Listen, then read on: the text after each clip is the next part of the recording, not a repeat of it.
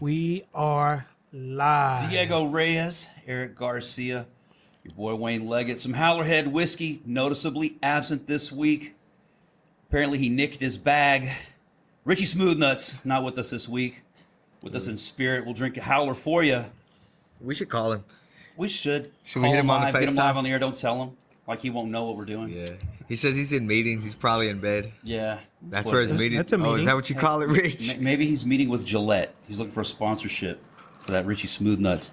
Get some t-shirts made up. Maybe Rich calls his sexual endeavors meetings. Meetings, yeah. Diego, is that how it works for you? Is that what you call them? Whenever you... I thought it was entanglements. Entanglement. There you go. He's having an entanglement. Check. To each their own. To each their own. I'm trying to stay out of trouble. Oh, me too, I man. have enough hard. I'm having a hard time. I probably won't get away with wearing this sweet new OnlyFans sweatshirt. That is pretty slick. I'm probably gonna catch hell for wearing that.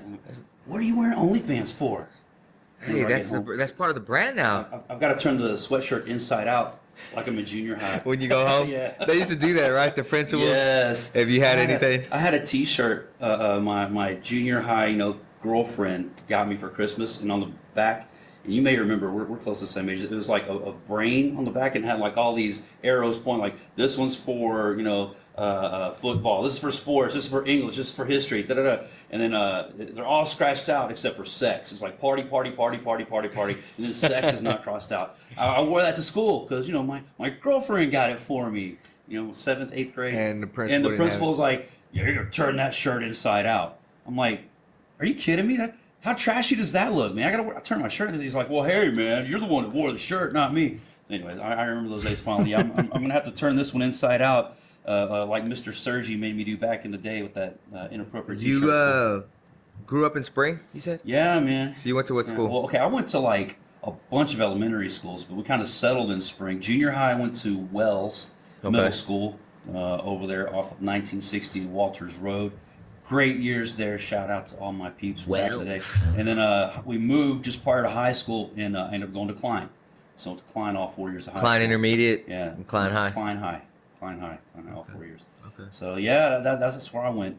What about you? Where'd you go? Klein Kaiser Elementary, Wonderlick Intermediate, KF? and Klein Forest, baby. Forest. Golden Eagle. Yeah, man. That's where I spread my wings in there. My girlfriend went to KF, so I can't dog y'all too hard, Anita went to KF? Yeah, no, not Anita. Anita was not my girlfriend in high school. We're about 10 years apart. My girlfriend went to... Yeah, no, she was in elementary school when we were in high school, so that would have been really wrong back then. Yeah. Ain't that weird how over the years that kind of just... Yeah, it slightly starts that gap being shrinks. okay. It's like that. Yeah. And then it passes up again. Yeah, I know, right? It's coming. It's coming. So like, you pull the Hugh Hefner. Not that bad, right? Yeah, right. No. How old is Hugh? 80? He's dead now. I don't know. How old was he? Yeah. He was close to 90, I think. And he had some 30-year-olds. Oh, yeah. But, I mean, come on. Let's be honest. been their grandpa. Those girls were, like, performing a job. They were probably paid girlfriends. I wonder if that's just my opinion. You think he could function? I haven't seen W-2s or 1099s or anything, but I doubt they were all there because he was such a great guy and he's, so great in bed or whatever. Well, that's what I'm saying. You think he could handle business at 80 something? I with certain medications probably. At 90, I don't know. I haven't been that age. I don't know.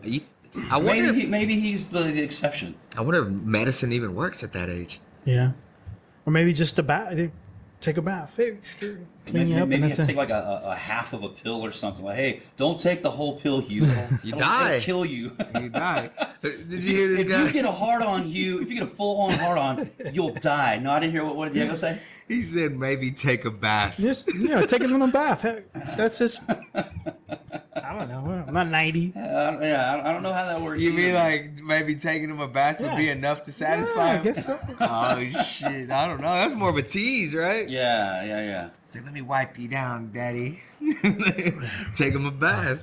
Diego, how great? What a life he lived though. How great would that be? Dude, he lived in a mansion with how many women? Probably 100, right? I don't know. More than he could handle. I know that. So. Yeah, but I don't know. I mean, having one woman is enough. Yes. So can you imagine having 100? Yeah, and that kind of goes with my point. They're probably all kind of like, paid to be there to a degree. Whatever the agreement is, it's like, one can't get jealous of the other. Right. Like, oh, you're spending too much time with Grandpa. Yeah, give me him. I want. Give me think him. that as long as I My get turn to that- take him a bath. They probably all had like their real guy at home on the Yeah. outside while they were at the Playboy compound or whatever. They're like they go home and they're Hey, like, don't worry, babe. I'll get you into the compound. And what are those guys gonna say? Oh, I can go to the grotto. Okay, yeah. While you're in there with Hugh, I'll hang out down I'll here. just hang out here in the grotto with my drink, babe. Go ahead. You handle business, babe. I love you. I got your back. yeah. Is that kind of how it works, Steve? Yeah, so In your experience? is that how it goes? I don't know. No comment. No thanks. No thanks. No comment. thanks. Richie Smooth Nuts, Shout man. out to We Richie miss Smooth you. Nuts. We're gonna Shout out use to it. Howlerhead No Whiskey. thanks all day. Hell yeah. Fury Unleashed podcast. Powered by Howlerhead Whiskey. We're getting that monkey spirit in us. Bright and early. It's not even 11 a.m. yet. We're just shy of the 11 a.m.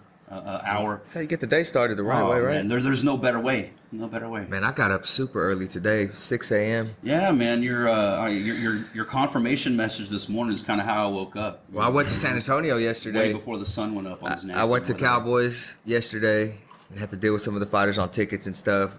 Run through some venue stuff with the guys that handle that. Did Richie Smooth Nuts make it out for that? No, he didn't. Oh, man, he's I don't know where slacking Richie this was. week. Yeah, man. he's getting a massage. Yeah, probably Just was. get a Hey, Diego, massage. Diego, you know where to look. So Where did you take Richie to your spot? put up some missing posters at the bathhouses here. I'll put it intent to locate. How about that? A bolo. Okay, yeah. Hey, you know proper protocol, dude. I'm just some jackass in an OnlyFans sweatshirt. So whatever we have to do to get Richie Smooth Nuts back on the podcast, man. We miss our guy. He'll be back next week. But anyway, I was out there all day long.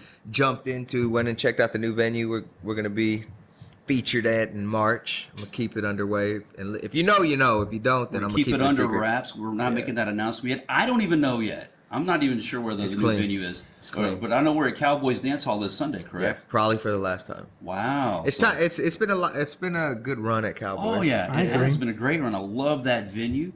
It's got a great I actually vibe. posted a poster yesterday on my Facebook from what event that It was three. It was three. I saw it the three? post. Yes. That was San Antonio, right? It was San Antonio. That was my first. That was my Fury FC cherry. Yeah, was, so, was like, that if you- night. if I you had look the Cage at- Combat the month before, Right. where whatever discussions were had, and then we decided, hey man, yeah, let's do this. And then the next month, Fury. That Fury 3 was my first Fury card. That's the card I think CJ fought Jonathan Martinez probably. yeah.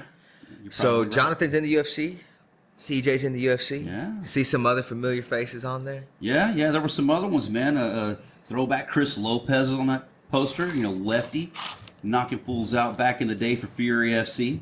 Yeah, Colin Wright. Yeah, Colin Wright, man. I don't remember who he fought, but that was like, whenever I think about that event, I remember Colin Wright and that decision that he got, that win. Like, that's the one that stands out on my mind. Shout out to Colin Wright. He fought for us back again, made his return a few events back for us. Yeah, that's what I'm saying. Man, it's been a wild ride with some of those guys.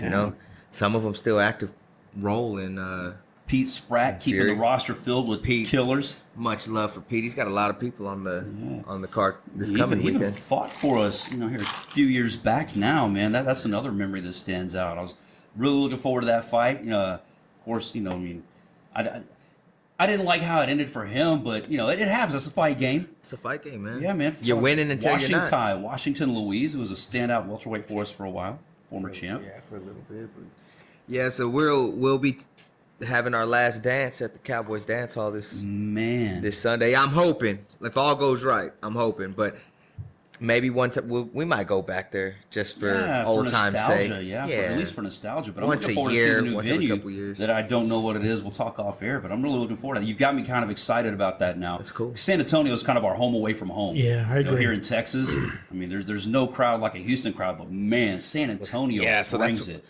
Talking about that. So yesterday we go up and we like to deal with tickets like the week before. That way we kind of get an idea what needs to go back online and into the box office. And these dudes didn't bring back nothing. Nice. They did not bring back anything, and I had a few of them that came in there asking for more. So we're already near sellout. We're gonna have a packed ass house in San Antonio this weekend. So guys, if you ain't got your tickets yet, the fighters don't have them in hand no more. You need to jump online, FuryFC.tv. By the time we release this, today, tomorrow, whenever it is, by the time this comes out, man, those tickets might be gone. Just looking at the card, Thiago Macedo sold his ass off. Zachary Borrego, of course. The Dragon, yeah, man, he's gonna bring them. The dude's bringing a crowd. Cody Steele, Anthony Ivy. Shout out to happy birthday, Anthony. It was his birthday yesterday. Was it? Yeah. Happy belated. Eddie Eddie Friday. Friday. That's the white weight. Friday. Sold his ass off. I believe it, man. I'll look for that, man. I see him getting picked up at some point later in the year because he fights on pretty much every card that we go out there. He's got to get through Josh Walker. And that's not going to be a small feat. I'm really looking forward to that one, man. I was looking for the two fights I was most looking forward to seeing. That one, and then I guess the one that fell off, Dimitri Ivory and was going to fight. Yeah, Carlos Quintana. I don't know what happened there, but unfortunately, that's the fight game too, man. Shit happens, injuries happen, people pull out of fights. So unfortunately, we're going to get robbed of seeing that banger. But we've got a whole plethora. What do we have, like 19, 20 other fights? 21 fights. Yeah, so I mean, there's 21 fights on the card. Lots of fire in the tank for this Sunday in San Antonio. My boy Ernest from Southside Fight Club's got some young kids on the card. 17, 18-year-old, 19-year-old amateurs sold their ass off. He's got Brandon Gutierrez making his debut. He's got one amateur on the card named Joe Perez that's fighting Drew Perez, and Joe is 3-1 and Drew is 2-0. And Joe has asked for a title fight with Michael White after this. Wow. He's an 18-year-old kid. And that's a bold ask. He's ready to rock. So, hey, dude, Southside Fight Club, man, they don't fuck around. They don't. No, those dudes come. Yeah, they man. come to bring heat. And they always pack the house too, man. Yeah. Whenever there's a Southside Fight Club guy, I always make sure to mention that in their intro because they get loud. They let you know where they are. They let you know where they're at. They let you know. And Ernest will tell you he's from the real South Side of San Antonio. The real South Side. That's what he calls it. He says it the real South Side. But we also got two girls on the card. Carolina Vieira is coming from Cobrina in Las Vegas. She's competed for me on Submission Hunter Pro. Okay. And she's fighting one of Pete's Brat's girls, Olivia Byerly. This girl looks like she's fit and in shape and ready to go. So Pete talks real high of her.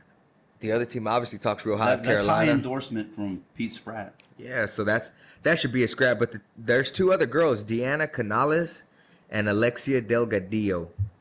These two girls one of them's 1-0 and one of them's a debut.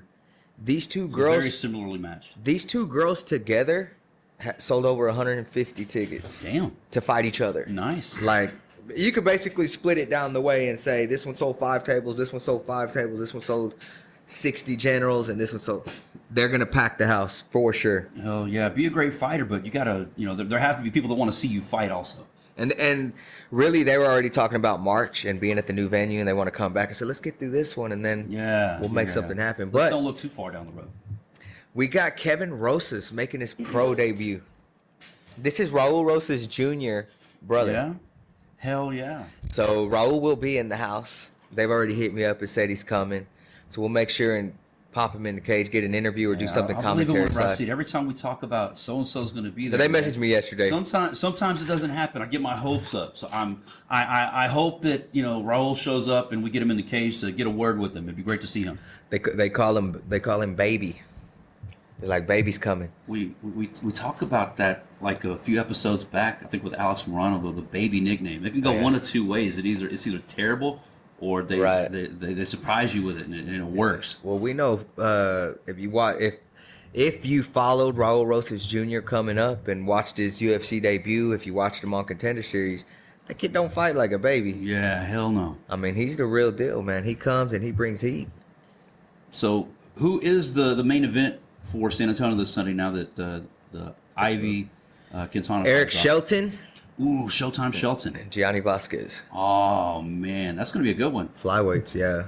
Gianni Vasquez. He's or not Gianni Vasquez. Who did you say? Gianni Vasquez. Okay. He fought Smotherman a while back, didn't he? No. I'm thinking of somebody else. Gianni Vasquez fought for us in Dallas. He hit that kid with the elbow. Okay. Devin Miller knocked him out. Yeah. And then he fought for us in California. He was a main event on the California card. Okay. So we've already talked to him a little bit. If he does well on this one, he's already reached out and said he wants to fight in California on 3/17. Hell yeah. I think Shelton's no easy task. Shelton's one of those guys that could easily get a few wins and possibly get a short call back in. Gianni's never seen the UFC. He could get a win over Shelton and maybe Mick like what he sees and say, hey, let's bring him on a Contender. Or maybe he needs that fight in California to solidify. He'll be 9-4 going to Cali. It'll all depend, I guess, how it goes this Sunday. Yeah. I mean, so flyweight Shelton. Flyweight main event, and then the flyweight co-main is Eddie and Josh Walker. Yeah, I'm really looking forward to that one, man. Josh Walker, I remember him, from years back, fighting for us in Corpus and, of course, in Houston. He's traveled with us around the state. He destroyed some kid in Lake Charles. Yeah. I don't know if you remember that. I vaguely remember that, and I remember somebody calling him out later in the show. I don't remember who the guy was that called him out, but he put on such a display that whoever was in the back that saw said, "Hey man, we can get it if you want to run it. Let's go, Josh Walker!" And did a live call out right there. I remember the Lake Charles card because he broke some kid's jaw fast, and the kid went out on a stretcher. And I remember walking to the back to check out to check on the kid, and he's laying back there in the ambulance stretcher, and he can't talk. Yeah. And I'm like, holy shit! Like these are, and I think that was at 35. I think you're right. There was that one. The one that stands out to me on that Lake Charles card, I mean, I'd forgotten about Josh Walker breaking that dude's jaw, but Sean Dupree on the amateur side of things kicked off the show with a 4-second knockout with the Masvidal flying knee. That was Ryan Spann's little protege. Yeah. I remember that. And he disappeared. We haven't seen him since, man. Did he quit fighting after that? I don't know if he's fought since then. Did he shoot his wad in the amateurs and get the 4-second knockout, and now he's like a real estate agent living happily ever after, or what? I think he had a few other fights. I was looking forward to seeing him run it back, and I don't think we've seen him since. Diego's bringing us a guest in right now. Don't be dragging the stool, Diego. It's going to come up. Our man joining the show, Mike Torres, Professor Mike Torres, Torres BJJ. Yes, sir. It's good to see you, man. Yes, yeah, thanks for having me. Competed for us on our most recent Submission Hunter card here in Houston. Submission Hunter Pro 81 took on CJ Hancock, and it was going down to the wire there towards the end of the fight.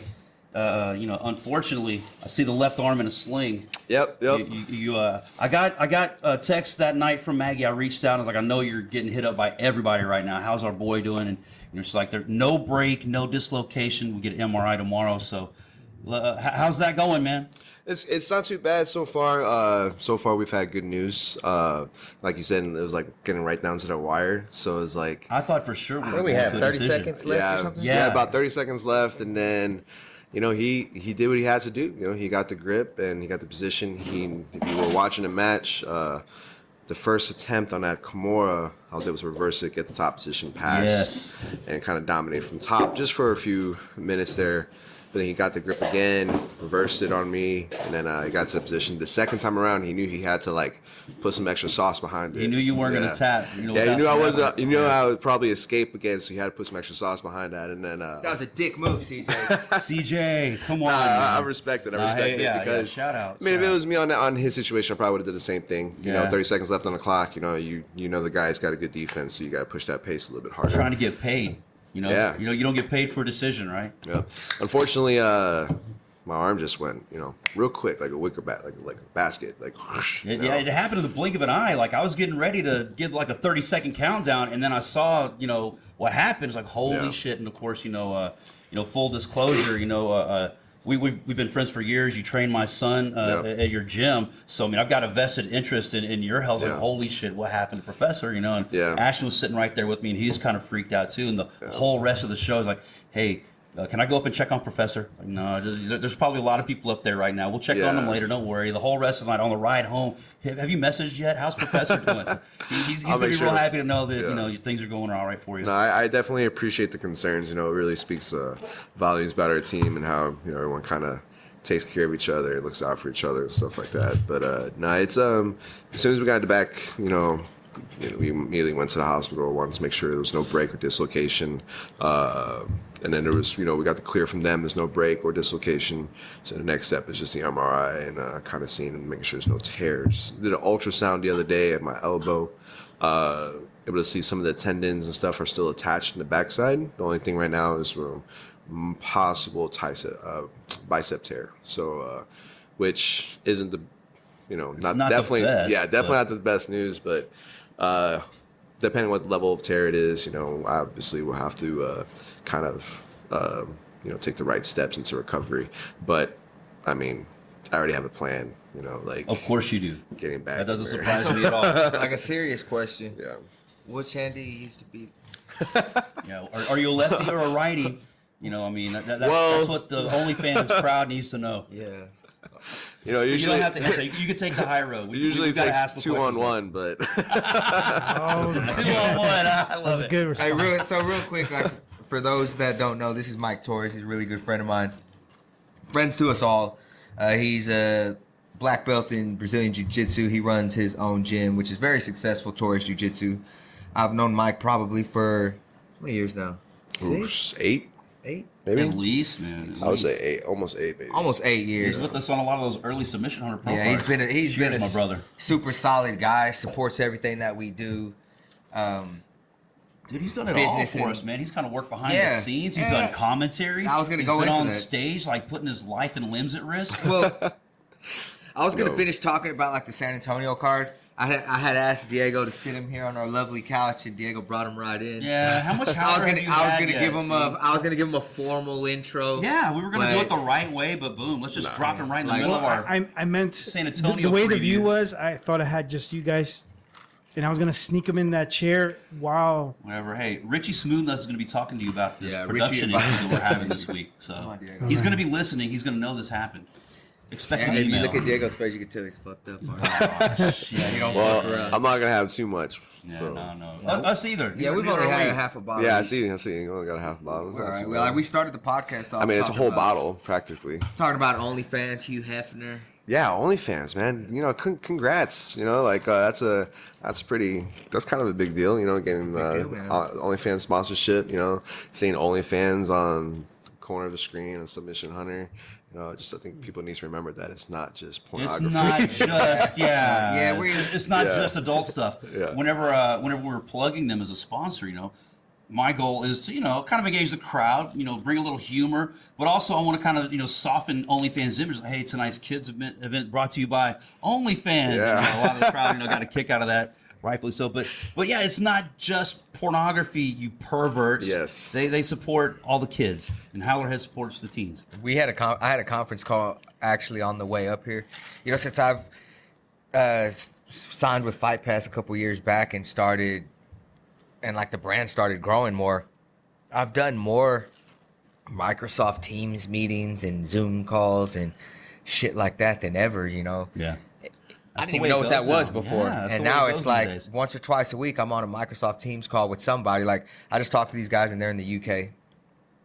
And we kind of just broke down the start of what we started doing since we launched with them on the Challenger Series card 2 weeks ago. Dude, he had nothing but praise. He was like, dude, awesome, y'all man. went above and beyond our expectations. That's what we do, awesome. man. What That's y'all we do. done, the way y'all did it. He's like, y'all are handling business.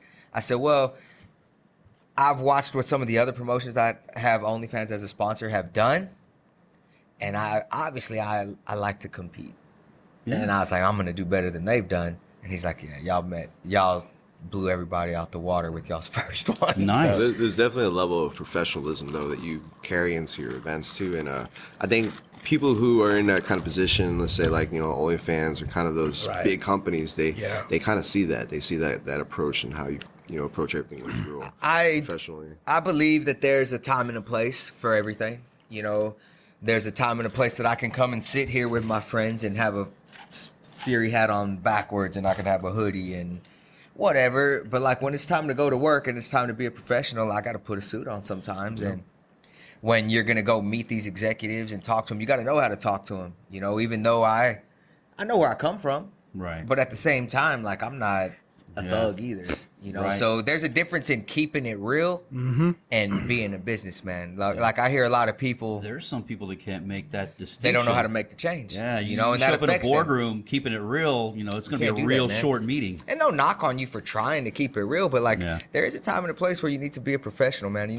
got to know how to talk to A lot people. of people, well, I say a lot of people, some people view being a professional as being Being a fake. sellout. Or being fake. Oh, you're being fake. You're a sellout. You don't remember where you come from. That's not the case at all. It's about, like Steve Harvey said a little while back, securing the bag.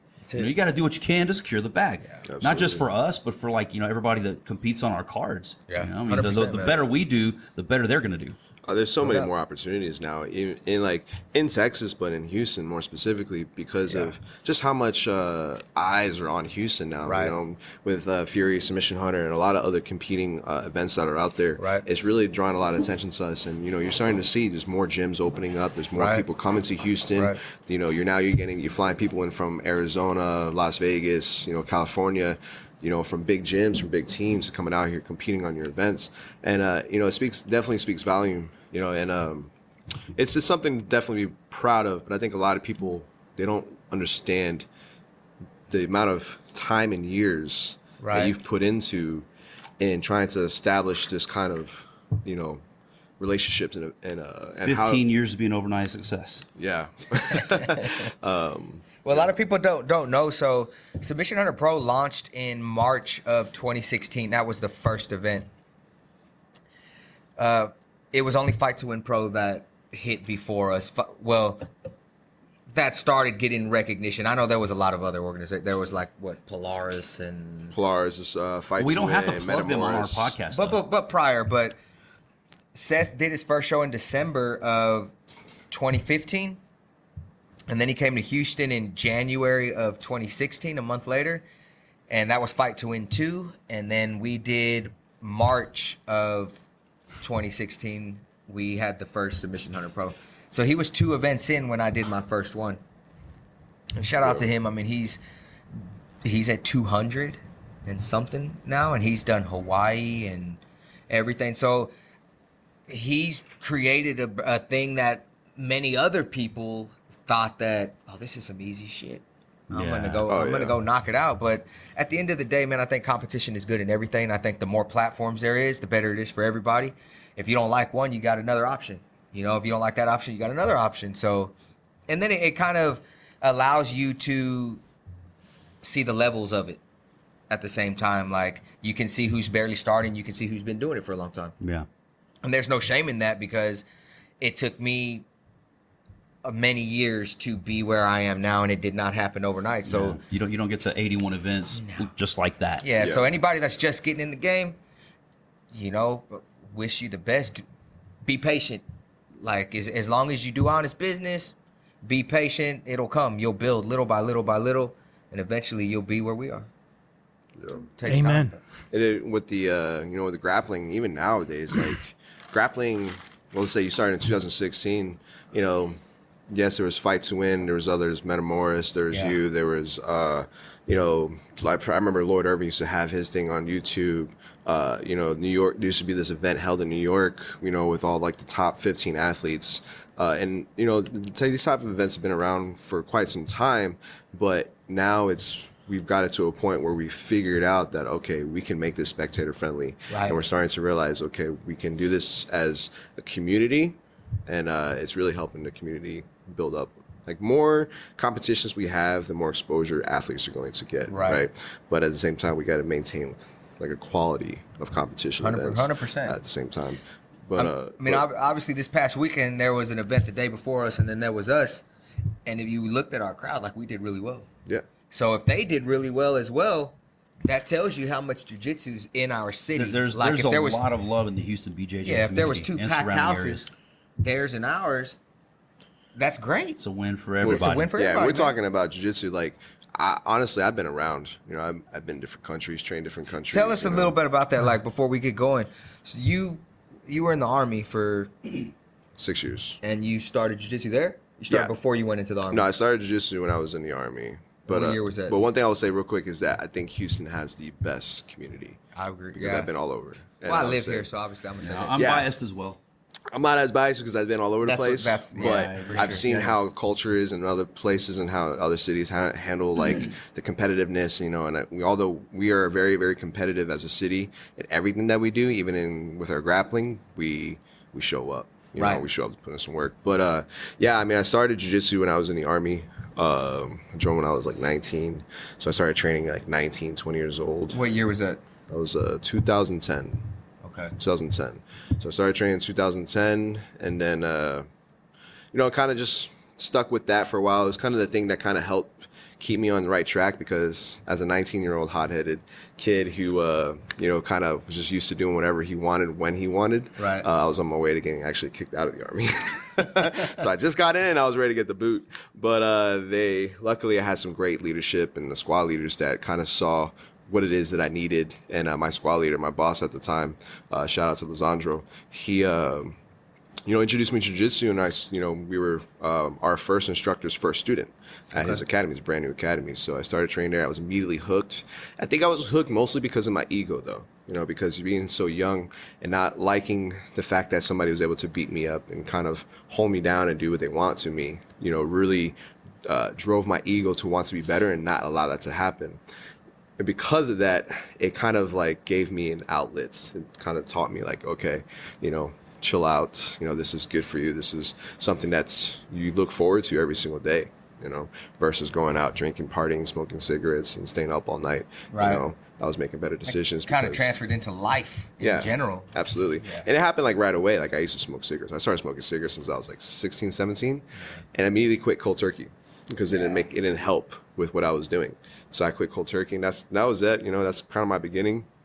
And then, you know, I've been. When you were training, was it on base, or it was like you lived in a city where your base was, and you would go off base to go to a school and train? Yeah, so I was stationed at Fort Eustis, Virginia, and I used to train at Jiu Jistu Institute at the time, Jiu Jistu Institute with Professor Ben Eaton in Yorktown, Virginia. So it was outside the base. It was about 20 minutes outside the base, and I would drive there every single night after work and go train. Gi and no gi? At the time, it was mostly gi, I would say.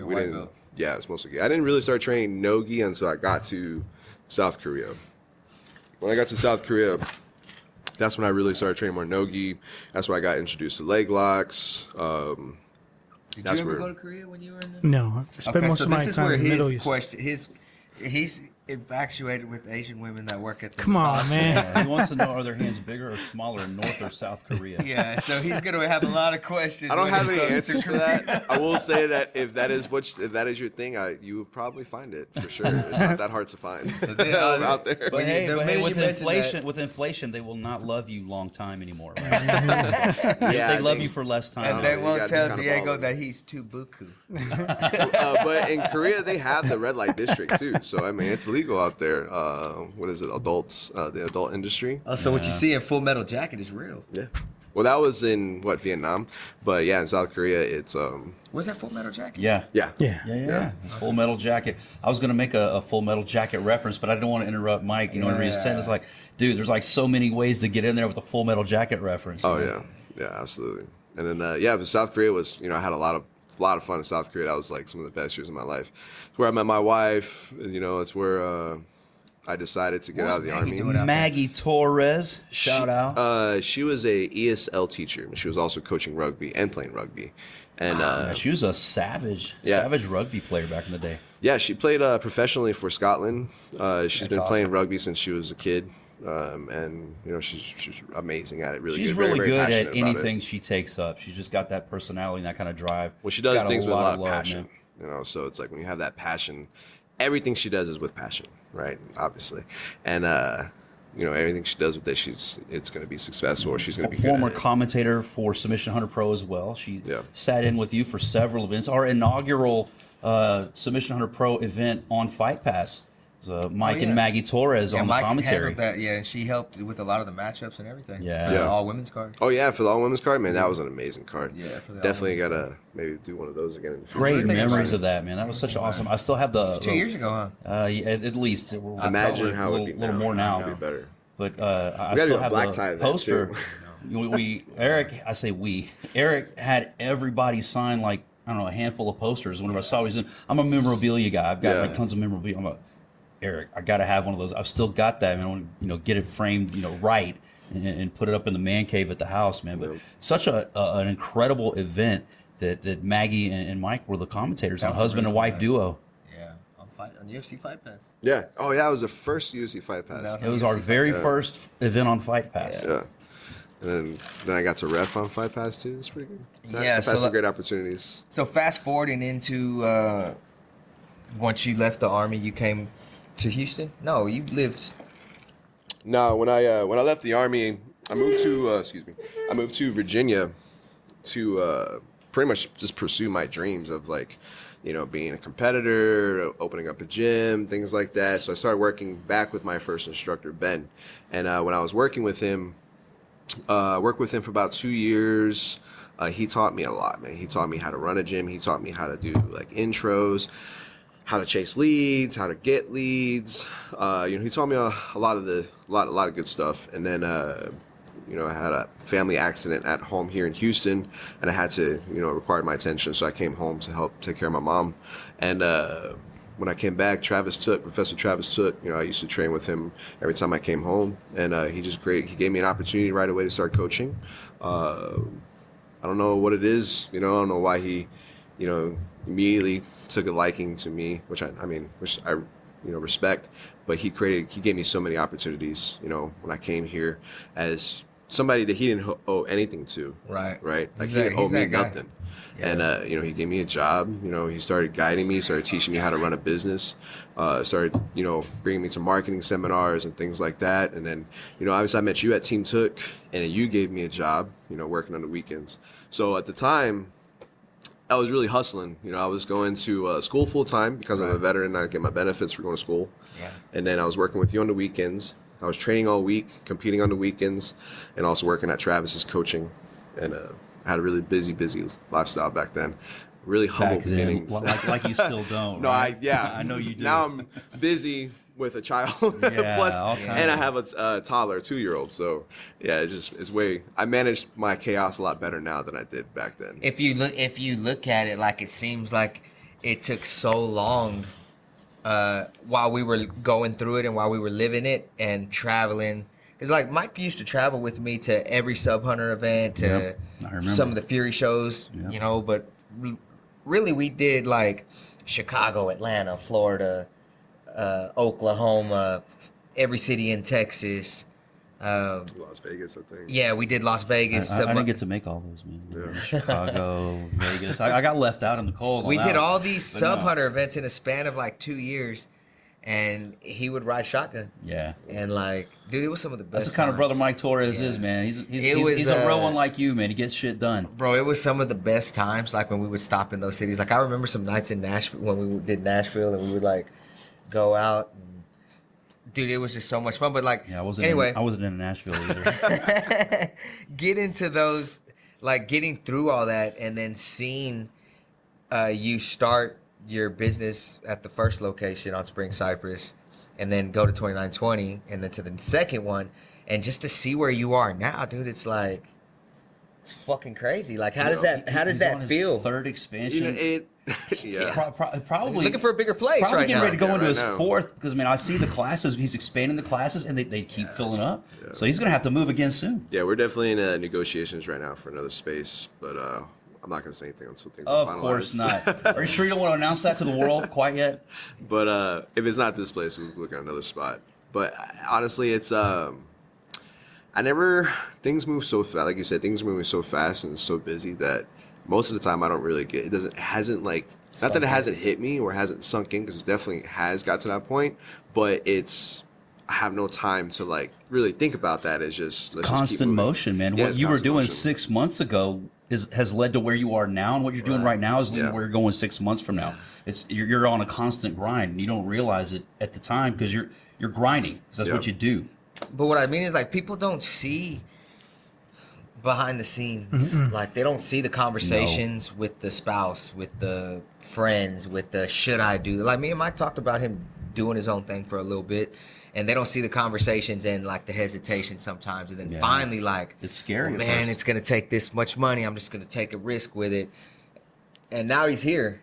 But then you see some other people that are just like, man, I want that. Like, how come I can't have that? Oh, yeah. They just want it. They want the result. It's like, you know what work it took to get to the result? Yeah, man. It's a lot of sacrifice. So, speaking on that note, man, I saw Maggie made an announcement recently. She's resigning from her teaching position. That was my next thing. She's going to join him full time at the gym. I mean, she's always up there anyway. So I mean, she's practically working 3 jobs. Yes. Yeah. Right. So like, you know, working, you know, at the school and having to help take care of our son, and then you know, and then obviously going immediately to the gym and running the front desk. We have the joke at the gym, we call it the awkward front desk lady. Yeah. But you know, she's immediately running the desk and, you know, helping customers, you know, helping new walk-ins and things like that, you know, managing, you know, our equipment to make sure we have enough things in stock, and, you know, cleaning things like the bathroom and the locker room, make sure there's toilets, little things like that that just keep you on your toes and keep you busy. Digging toys out of the urinals and whatnot. Constantly digging toys and rolls of toilet paper out of the urinal and the toilet, and then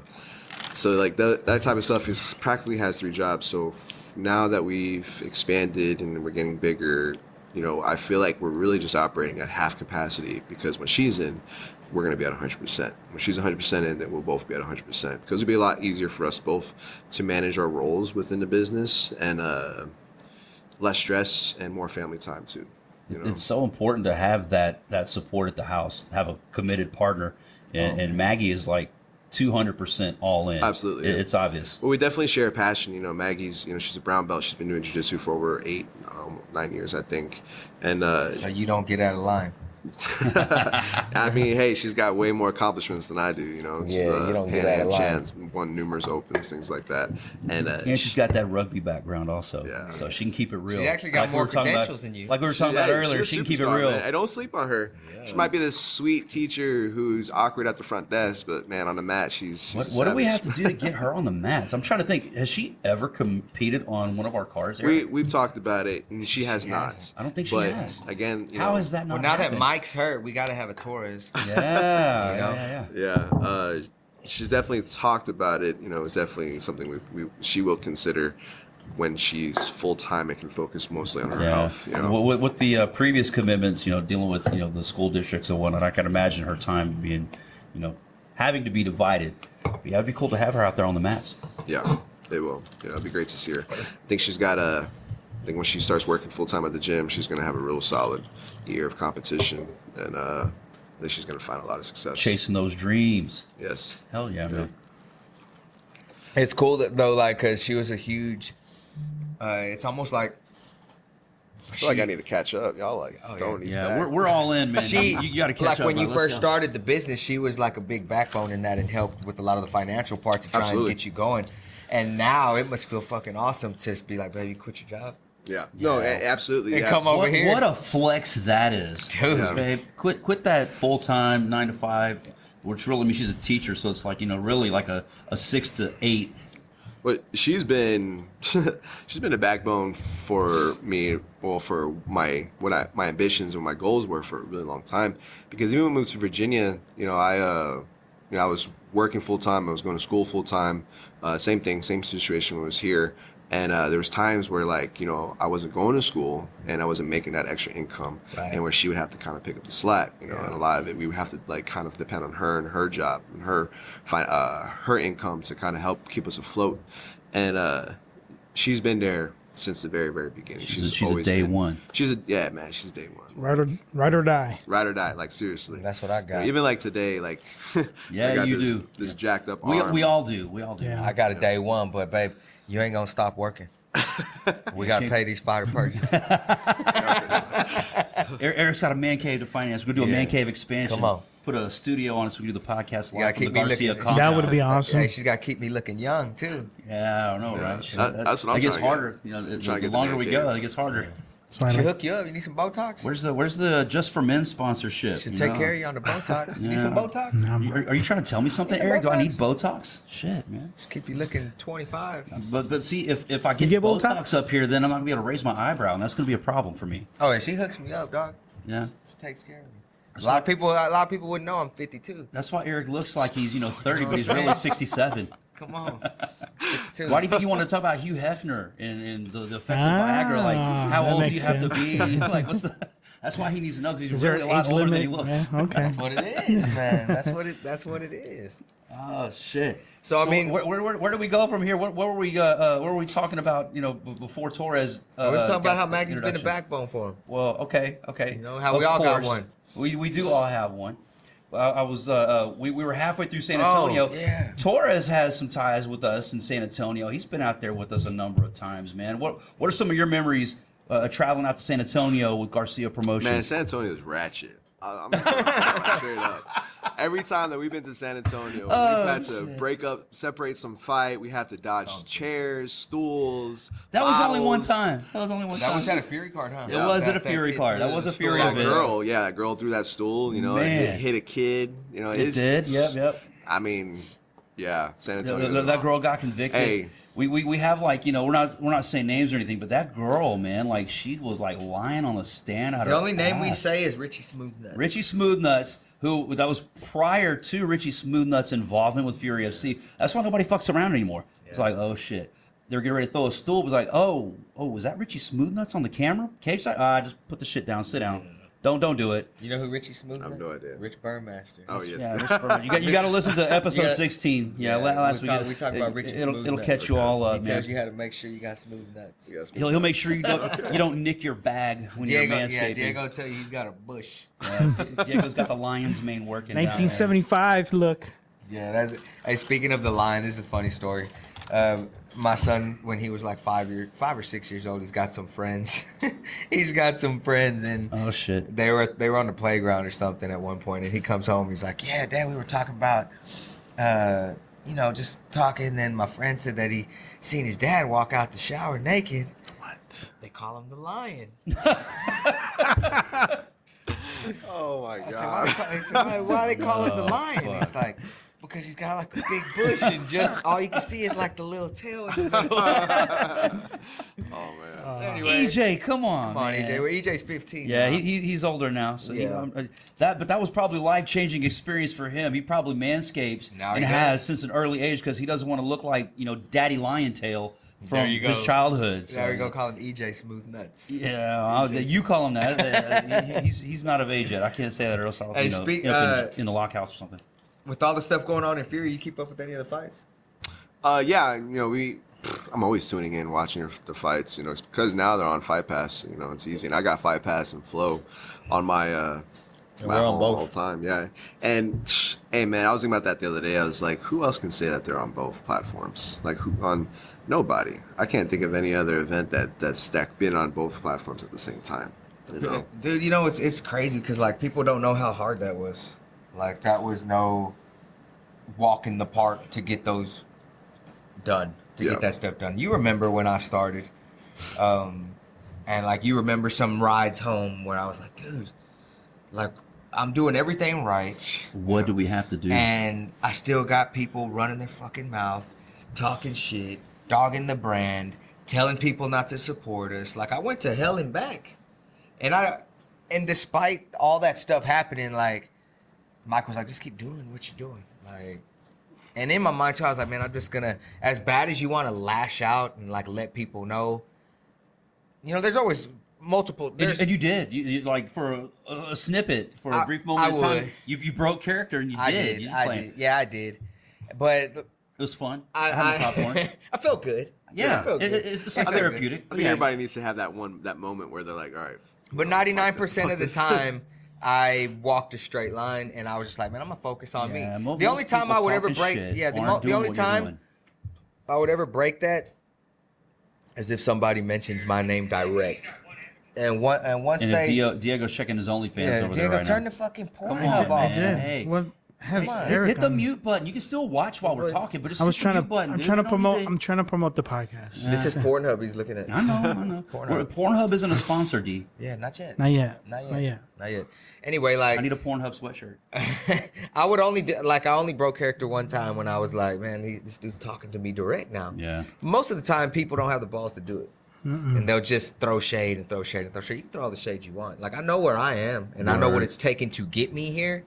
And if you respect that, cool. And if you don't respect that, then hey, that's your own opinion. But it took many, many years of putting up with bullshit to finally break through and get an opportunity. And shout out to Mick Maynard, man. Like the dude has supported me from day one, even when me and him were direct competitors. Yep. We were direct competitors at one point. I remember. Both competing right here in H-Town. Mick showed up to Cage Combat 1 on a Thursday night in Humble. Him and his wife were there, and they were in attendance. And I talked to him after the show, and he's like, dude, you got a solid crowd for a Thursday night. And I mean, for him to be there, that had already been running legacy, that was already pretty much established for years. dude, that says a lot about his character.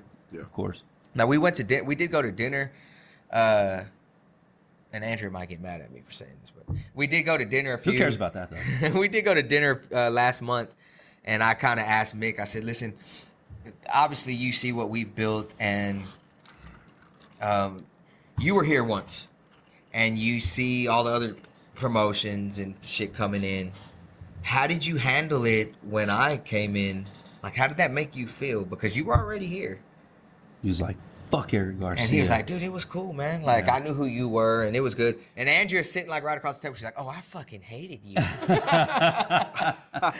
Mick was like, "Andrea, hate is a strong word." She's like, "Dude," I was like, "We have a show. Yeah. He doesn't need to have a show." Like, you view it as a threat initially, right? I mean, but then I think that he realized how solid they were, and that there was nothing to worry about, and that there was plenty of opportunity.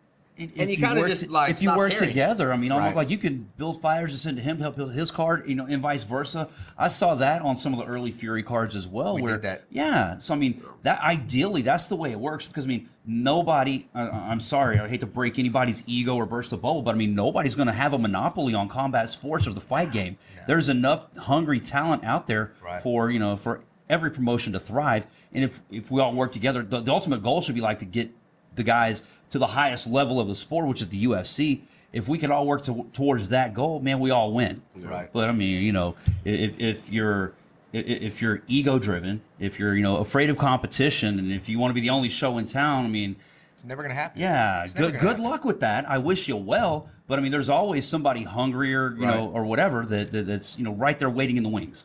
So. It's just like running. I mean, it's just like gyms. Like same thing. I get people that hit me up all the time. Hey, you hear that new gym that's just opening up right down the road from you? Ooh. We have like, it's not East Side, West Side, right? 2 gyms. And not that is 3 gyms, excuse me. 3 or 4 gyms that are like in our right there in that same complex. In our surrounding area. And I'm talking like yours has the most problems with parking. I'll leave it at that. Yeah. That means he's got way too many students. No, I got too many students. That's a good issue It's a to good have. problem to have. So like everything's like within walking distance. Honestly, you could probably be in another gym within a 20-minute walk, 30-minute walk. And it's people always ask me like, "Oh, are you worried about that? You thought about that? Or are you upset that there's another gym there?" I'm like, "No, I'm too busy worried doing what I'm doing with. I'm dealing with that. I have no time worried about them." Right. Not only that, man, but I think people, they forget like there's millions and millions and millions of people that live out here. Yeah. You're not touching not even 1% of that population. Right. So what makes you think that all the customers and all the money is going to be gone when somebody else comes in and steps in the picture? And it's not going to happen. It's going to draw more attention to us. It's going to draw more attention to your event. It's going to draw more attention to the gyms, because what happens is people it becomes a trend. They see people, their neighbors, their cousins, their sisters, their brothers, their nephews posting about MMA, jiu-jitsu, this or that. And it just OnlyFans, whatever, and it just becomes a thing that becomes normalized, right? It's a constant post and a post and a post, and it's like you're spamming these people about all the new things that are going on. And what happens? Okay, well, let me figure out what this is about. So you get a new person that's drawn to the MMA crowd or the MMA events. You get a new person that's drawn to jiu-jitsu, so they go to different gyms. They tell their friend. It just brings more to the community. It brings more to everybody. Competition is not necessarily a bad thing. Competition helps everybody grow and keeps everybody on their toes. Because when you get complacent, you get too comfortable. Right. You think you're in a good spot. One day, another gym or another place will come in and they're not complacent and they're on their feet. They'll clean market real quick. But you have to stay on your toes. Like you need the competition. It's going to keep you engaged. I think that competition is really good because it can set you apart from what the next person is doing. Like if you're worried about somebody taking from you or somebody being better than you, then step it up. Maybe you're not working hard enough. In my industry, if you have the money to get into a facility like we have, to run the production that we run, to bring in the fighters that we bring in, then do it. And if you do a better job than me, then hats off. Then now I got to figure out how to up you. That's how it is. But I'm confident in where we are and where we stand at this point. But I never stop working, man. I've almost had enough Howler whiskey to start shooting. You set it up perfect. It's like, man, but Don't shoot me. Not you, okay. Not you, but it's like, if if you see what we're doing, I mean, we didn't start out, man, with the production that we have, the venue that we're in. We worked our way up to this. Whenever you see this, go, oh, I could do better than that. Remember that guy said that well, you do your own production, you're gonna fail.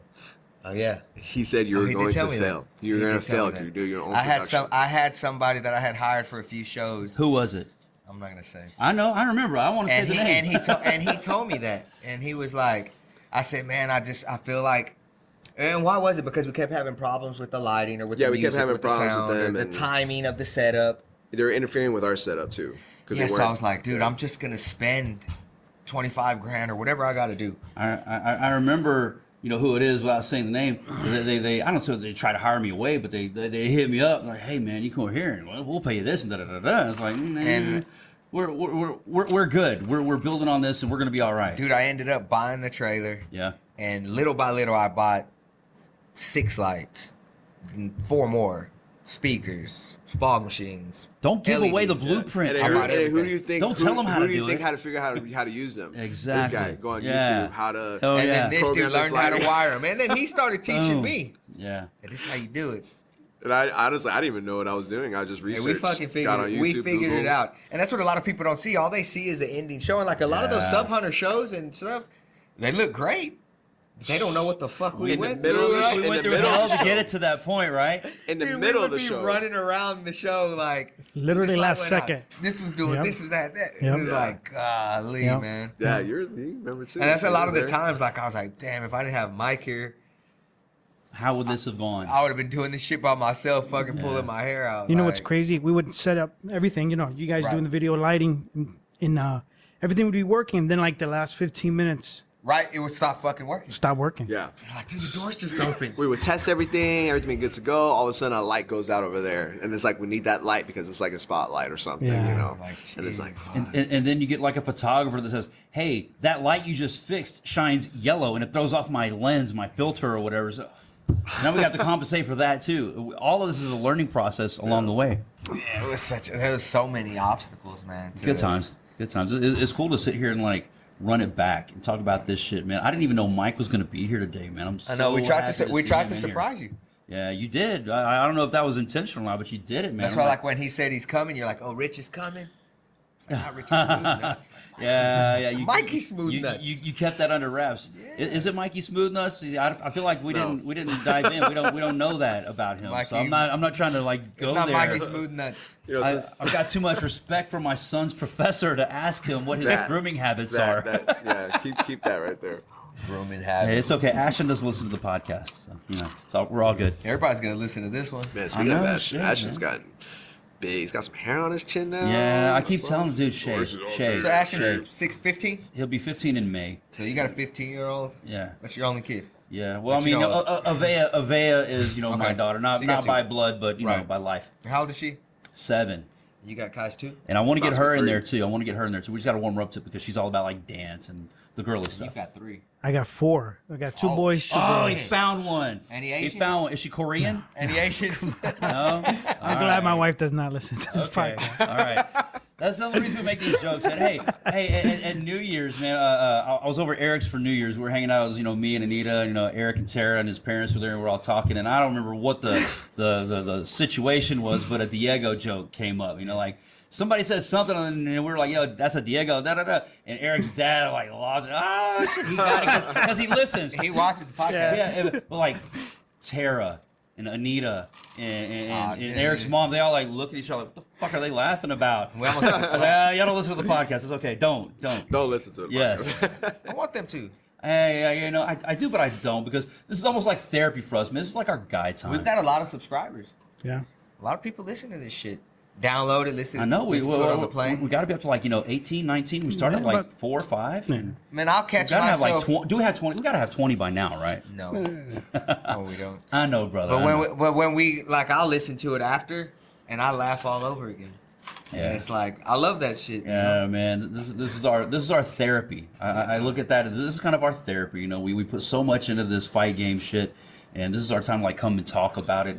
hang out with our boys, get somebody like Mike Torres in here. And you did surprise me with that. Whenever I saw him come through the door, man, like my adrenaline level spiked. I'm like, dude, Mike's here. Shit. Is he gonna drink? And then he did. He's like drinking with us. He's still got some catching up to do. You have an appointment or you switching? Nah, I switched my appointment. Oh, nice. All right, so Mike's with us all day now. All right, so we're going till what? It's we started just before 11. We're right before noon, so we're going to like 3 now, right? Ooh. There's terrible weather predicted in the Houston area. He's got an appointment. Hey, you need to reschedule because the weather is bad. Hey, call her Diego. Diego's ex, Jennifer Reyna, has sent out the that? memo You that saw the that? weather's going to be. Hey, there's going to be tornadoes out there. There's going to be tornadoes on the highways, so we can't go anywhere. We need to buckle down here at DNA Studios. We've got a green screen over there that we haven't even used yet. Yeah. We could do all You're kinds going of to record things. your OnlyFans intro here in a second. I might have to Let's do we're working on a podcast. Nice. Yeah. Come on. This is great. Well, we have Wait, whoa. You're doing a podcast? Hey, man, what the hell? This is our territory. You can't do that. ours would be Come me. on. Hey, we're the only ones I in need some more Houston. stuff to listen We're the to. only ones in Houston allowed to have a podcast. Right. See, doesn't that sound ridiculous? Yes. I mean, Stupid. come on. Yep. Yeah. Well, that's awesome, dude. So you're doing like a Torres podcast or so what? when Maggie goes, at the gym full time, we're gonna be hit the ground running. We got a lot of projects. We got a lifestyle brand we're coming out with. We already got trademark. We already got a website. We need a weed Kick company. ass. Yeah. See, this is like exclusive, man. And we This need is a weed company. Okay. See, we're going all in. Hey, the kids division brought to you by Fury Weed. I mean, that kind of goes. It's pretty good. hey, let's do it. Let's go. Yeah, you're going to feel the fury. Unleash the fury. Yeah. We can't feel the fury anymore. I know, man. I had to change that shit up because whatever. We're not going to go into that, but yeah. What about I started that. hunting the In sub? the MMA thing, hunting for the just so you sub know. Hunting for the sub. Hunting for the weed? podcast. For the Oh, podcast. for the podcast. We're For talking Submission about weed, Hunter. Diego. I feel like it needs to flow a little better. It could flow a Yeah. little better. But Hunting you're onto for something. the sub podcast. Nah. I just like Fury podcast. I could talk about Sub Hunter, right? Fury on. Yeah. We can talk We'll about it talk right about here. I mean, Sub Hunter, right? we could do another one, and that'd be great. But I mean, it's all encompassing right here. We've already kind of built a fan base that follows us Right. and watches both. So I mean, People hit me why up, like, split that? When's the next podcast coming out? Yeah. When's the next podcast? I'll share them as soon as they pop. Speaking of Sub Hunter, fresh off the event this weekend. Yeah. Fucking Submission Pro 81. Dude, like, it was good. You and Steve came up with the idea of no more draws. Yeah. Y'all wanted to ref's decision. Thought it worked out pretty well. I like it- that. I yeah. like that, man. I mean, I'm sorry to interrupt. I don't mean to interrupt, but like from like a production standpoint, I mean, it's hard to make a draw sound interesting. Right. And like coming up with the ref's decision at the end of it, I like that, and it kept the crowd engaged because it's like, boom, hey, our guy won. And there, for a couple of fights, it was even like it was really close.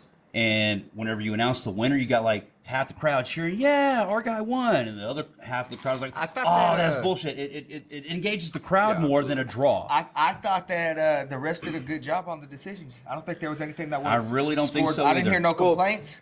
Yeah, you got 2 black belts, very experienced black belts, and one that's, that's been a competitor majority of his career. So he knows, they both know what they're looking at, and it really makes a difference when you have 2 guys that are passionate Philippe about Rocha the and martial Steve art. Portillo. Yes. That they're really passionate about the martial art, and they take their job very, very seriously, and they know how much that can impact, that their decision can impact the events, it impacts, controversy. So when it comes to the decision, you got to put the trust in those guys to be able to make the right decision. And then say that, it doesn't go your way or it doesn't go the way that the crowd wants, well, I guess there's a little bit of controversy. And Obviously, you kinda- want your guy to win. obviously, I mean, there's always going to be bias there whenever you're there to see somebody.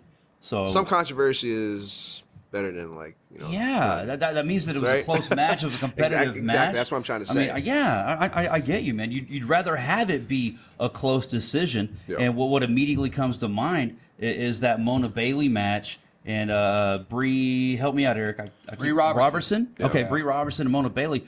I mean, Steve and Philippe, they sat cage side or stage side. Sorry. They sat stage side and they like had a conversation that it took a while. It was like a heavily debated, like they went back and forth over what they saw, what they thought happened during the match. And, they came back and it was a very close decision. They felt like Mona won it. And I mean, I would rather it be like that. And you hear like half the crowd, go nuts and half the crowd, doesn't like the decision. But all that means it was a great match. Yeah. It was a great match. Yeah, it was a great match. At a decision, neither one of them got paid. You know, you don't get any money for the decision, right? So. Yeah.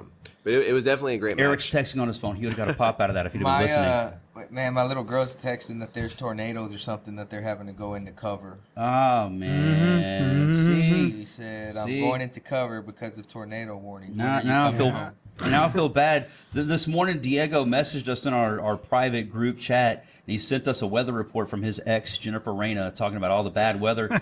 And me and Eric were like, fuck that. Let's go. We ain't scared. Let's go. We're men. Yeah, I'll drive through a tornado to record the podcast for our fans. there you go. But yeah. Whenever we hear stuff like that, it's like, oh shit, did we make the right choice? Maybe we should go pick up our kid from school. We're good. Any other matches that stand out to you from this weekend? Obviously Raja Narvaez and Dan, Big Dan. Monasoyu. Yeah, I didn't want to jack that up. Yeah, I did initially. Did you ref the Dan and Ricardo? Steve did? I don't know. I think Steve ref that one. Yeah, at the Fight Pass, the Apex Center. Yeah, I think Steve. I wasn't there for that one, so I was struggling to remember. Dan, he's one of those guys that's definitely a up and coming athlete. Is he a purple belt? I want to say he's a purple belt. He's training with New Wave. He's probably Dan is a purple belt. Mm-hmm. Yeah. Holy shit! He's a monster, bro. I assumed it was a black belt division match. I assumed he's a black belt, but I'm not that familiar with him, unfortunately. Wow. Yeah. He manhandled like Evangelista at the FPI, and then now Roger Narvaez. That guy's like a beast waiting to happen, dude. I mean, so obviously you expected it to go that way. I mean, yeah. Roger's a big dude in himself. He made Roger look small. I know, Yeah. man. Oh no, that's another thing too. Roger is a big guy. He's not a small guy. No. And I competed against Roger at IBJJF once, and I know how powerful and strong, he is. Man, yeah. He's also not like he's not a careless or a grappler that's. He's got a lot of experience, right? He makes really good decisions when he's grappling with people. Dan, on the hand, he's young. He's hungry. He's a purple belt. He's training with one of the best teams in the world. He's probably a direct training partner for Gordon Ryan, just based off of his size and probably his skill level. So you're saying he's the next Gordon Ryan? No, I would say I don't think there will be another Gordon Ryan. To be honest, I think Gordon Ryan is going to be the only Gordon Ryan that there is, because he is the guy that's kind of the heel, but also the guy that's the push of what it is that the direction that jiu-jitsu is going to, and it's a necessary heel, and it's a necessary, let's say, persona that Gordon Ryan has taken over. And we kind of touched on that last week, talking about Gordon Ryan, how he said that he's kind of paving the way for people to be able to make a living doing jiu-jitsu. And Rich kind of had a different opinion on that, because the pay disparity is like so vast between a Gordon Ryan and everybody else. Right. So I mean, you're kind of in agreement that Gordon Ryan, he kind of is paving the way. Yeah, I would argue and say that amateur level grappler is going to make more money than an amateur fighter. And when I say like amateur, it's like, let's say like little in-house. We see all these little in-house competitions or in-gym competitions where the grand prize is $500,000. $500. $500,000. I know, right? I'm gonna start grappling. $500 to $1,000 to $1,500 to $2,000. Some are $5,000. Wow. But they're competing every single weekend, so there's money to be made. Right. It's just that you have to be thirsty, you have to be hungry, you have to be willing to put yourself out there. They're not beating up their body like they're in a real fight. Exactly. So they can do it every weekend. Exactly. So, but that's what people will pay to see. I mean, just to be that that voice of dissension. That's what people pay to see. I mean, like a grappling match.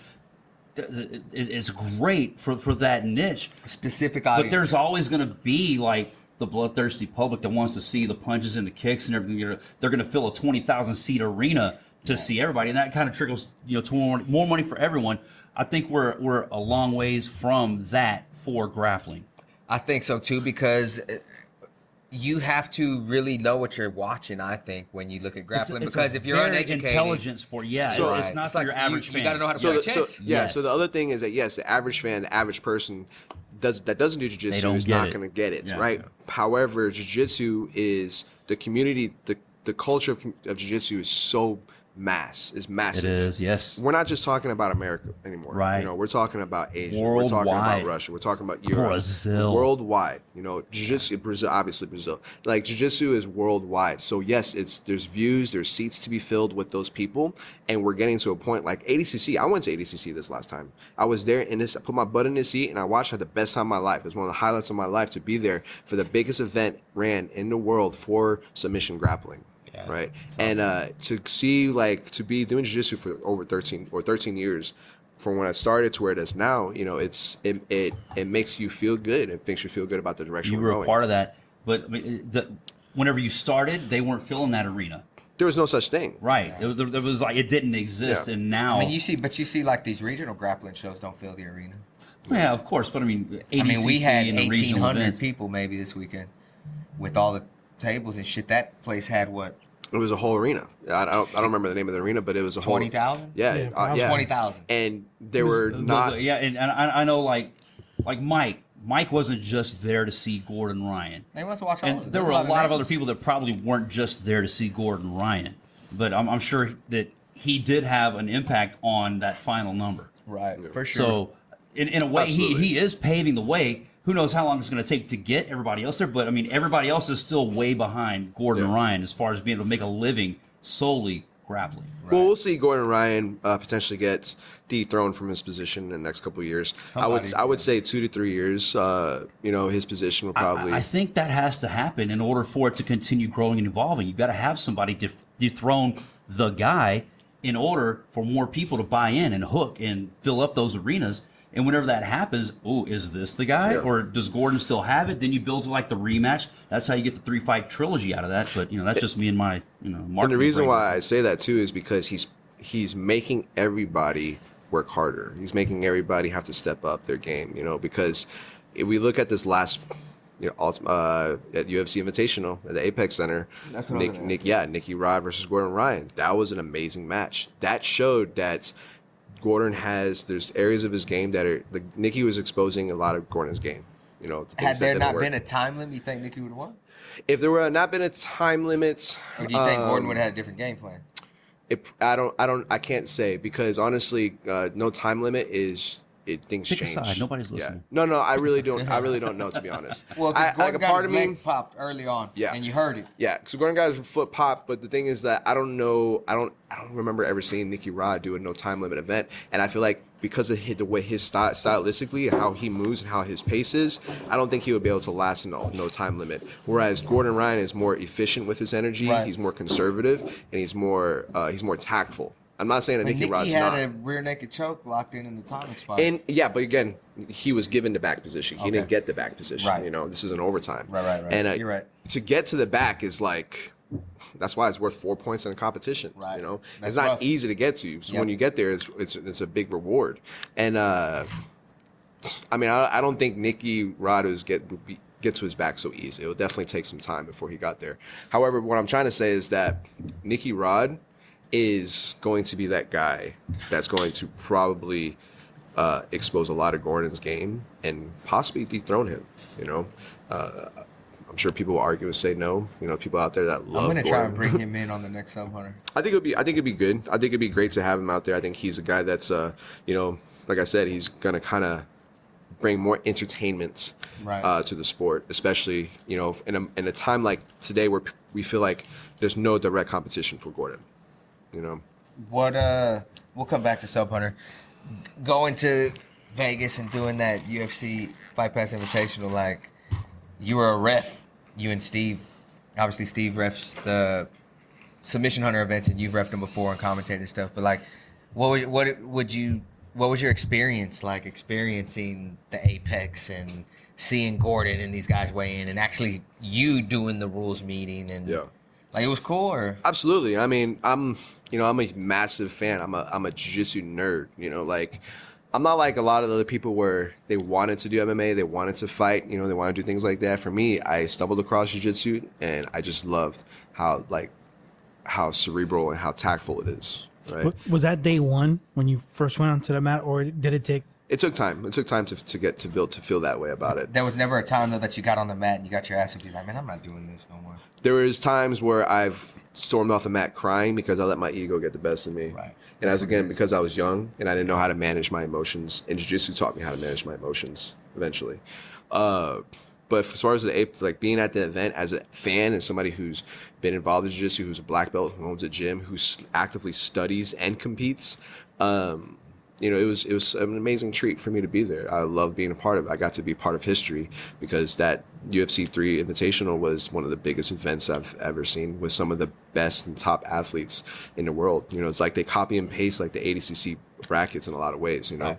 And it's really good to see that because it shows that the UFC is paying attention to the level of athletes, that they're not just interjecting their fighters or contract fighters who are not, you know, who are high-level athletes and competitors, but they're not jiu-jitsu athletes. Right. And there's a difference, you know. I'm not saying they can't compete with jiu-jitsu athletes. There is a difference in how the skill level is. But to see that they actually give a fuck and they care and they want to see quality events and they also trusting you and trusting the voices, the opinions of other athletes or martial artists really goes a lot. It means a lot because it means that UFC intends to go in the direction that attracts the real jiu-jitsu fans. And that, in the beginning, I felt like was getting away from that. Right. And that was what I was frustrated with. I was frustrated that, they're just going to put a UFC guy against a jiu-jitsu guy. That doesn't make good matchups because a MMA fighter has a really strong base and is going to evade a lot of those positions, and it's going to be really hard to put them on their back and sweep them. Whereas a jiu-jitsu guy is going to be more compliant with whatever position they're in, and they're going to work from that position, you know? And we saw that at this last one. Yeah, and we saw that, and then, you know, it doesn't make the greatest matches. Just having like a you know, a great MMA guy against a great jiu-jitsu guy, because they're great at MMA because they train MMA, and the guy is great at jiu-jitsu because he specifically trains jiu-jitsu. So again, like, just being there was awesome. I got to go to the gym and see the gym and how everything was out, like laid out in there. The PI, you know, seeing the canvas in the lobby, the first canvas, like that was so cool. I touched it. I could see the dry blood and like chunks of, like, I don't know, skin maybe on the canvas. And it wasn't like a soft canvas either. It was like sandpaper. You know, that's what a lot of people don't know. Like, a UFC canvas is canvas, like, and the ones that we use is like vinyl. So UFC canvas is like fabric, like canvas, like the blood you get a matte burn and all that shit. That's why if you look at during the fights and you see some of these guys that are wrestling and shooting and they stand up and their knees are all skinned, it's like getting a burn. It might as well be on concrete. Yeah. Diego knows, like, when he gets on the carpet, he burns his knees. Diego knows about that carpet burn. When the knee friction and her back. Man.